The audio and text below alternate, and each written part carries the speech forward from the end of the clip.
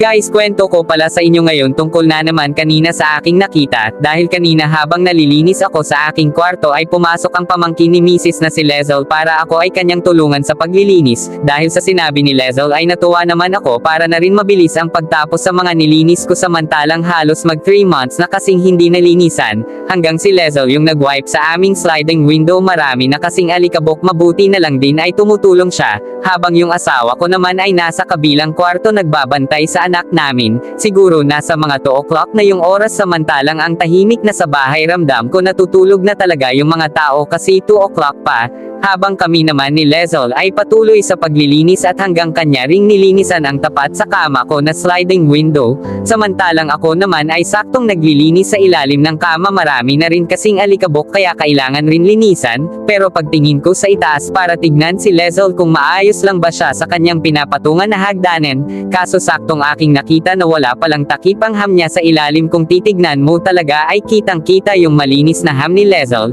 habang ako ay patuloy na lang sa pagtingin kasi hindi naman araw-araw makatingin ka ng ganon, at kahit may nangyari na sa amin ni Lezel last 2 weeks, ay na-miss ko pa rin yung ham niyang walang damo. Kaya nung nakita ko habang naglilinis siya sa window ay nakatingin talaga ako, hanggang bigla na lang nahulog si Lezel sa kama dahil natanggal ang screw ng kanyang pinapatungan, pero mabuti na lang dahil sa kama siya nahulog hindi sa sahig. Sobrang delikado kasi ang aming sahig kapag doon tumama ang ulo mo kasi tiles siya, kaya sobrang pasasalamat ko na si Lezel ay nahulog lang sa kama ko, kaso nung pagkahulog niya ng diretso ay akin na lang nakita ulit ang kanyang ham, sakto naman sa posisyon dahil sa mukha ko ito tumama, sabay na amoy ko yung kakaibang amoy tapos may parang malagkit ang naiwan sa mukha ko pagkatapos ng pagtama.